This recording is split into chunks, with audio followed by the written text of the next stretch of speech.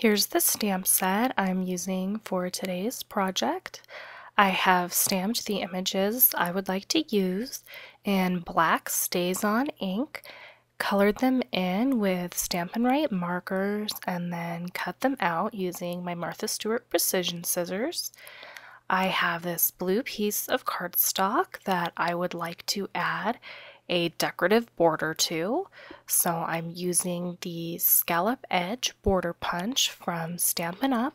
On one of the short sides of this piece just to give it a little bit of decoration and interest.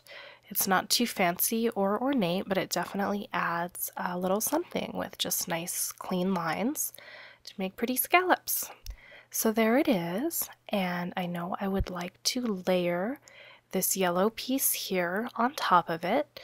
I have the width set the way I want it for the yellow piece, but here I'm just kind of determining what length I would like it. So I settled on 4 inches, and I like the way it ended up layering. I think it turned out really nice. So now I'm just going to be playing around with my embellishments and how I want everything to look. I don't really work from sketches for my scrapbook pages or my cards. I just kind of wing it. I like to have a general idea, and then I get the materials in my hands and I play around until I find something that I think looks good. And this card in particular didn't really go the way that I thought it would, or how I kind of envisioned it in my head. It went in a totally different direction. So now that I've got that ribbon on, I'm just, adhering my layers. You gotta get those foundation steps done before you start with all your embellishing and the fun parts. So on these small pieces, I used my ATG on the larger parts where I could, and then I used my Zig two-way glue pen on the really tiny parts, and that works out pretty well. You don't have to use all one kind of adhesive. Now I probably should have put my gal over a little bit farther to the left, which you'll see in a minute, but that's okay. I just thought it'd be fun to have the teacups balancing on her head. I don't know, I'm goofy like that. I thought it was cute. And when I go to have her holding her teapot, it kind of overlaps the ribbon a little. That's kind of one of the issues when you do cards the way I do and you don't really plan everything out real well. That does happen. Now, this is something I just got, but it's been out.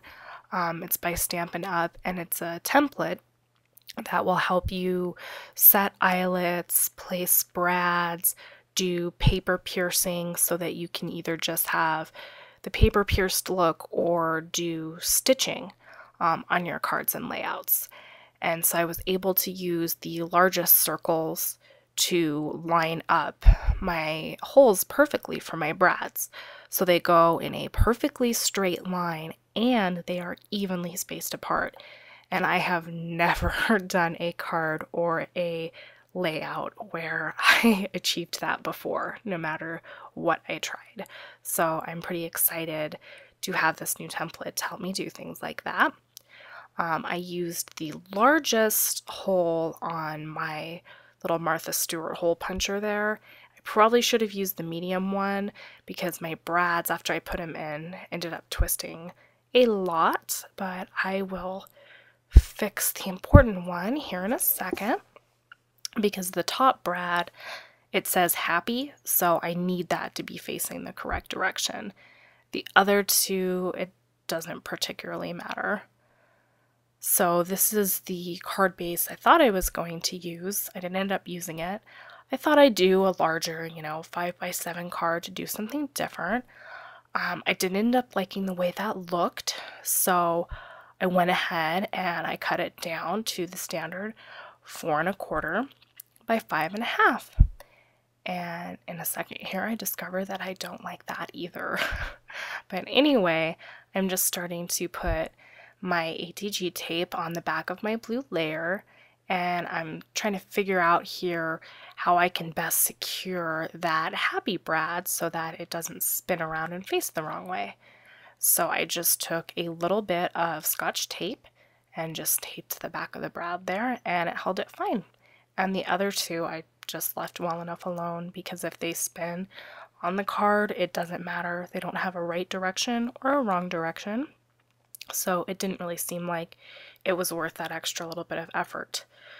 So now I'm about ready to place it on this card base, and it's just not doing it for me. I don't like it together at all. So I went through my stash and I had this pre-made card that came in like a kit. Got a whole bunch of them, don't hardly ever use them. And I decided that the colors harmonized well enough that I would just go ahead and use that base instead. So that is what I did. And I just adhered it down, and I did end up adding some stickles, which you'll see in the photographs in a moment.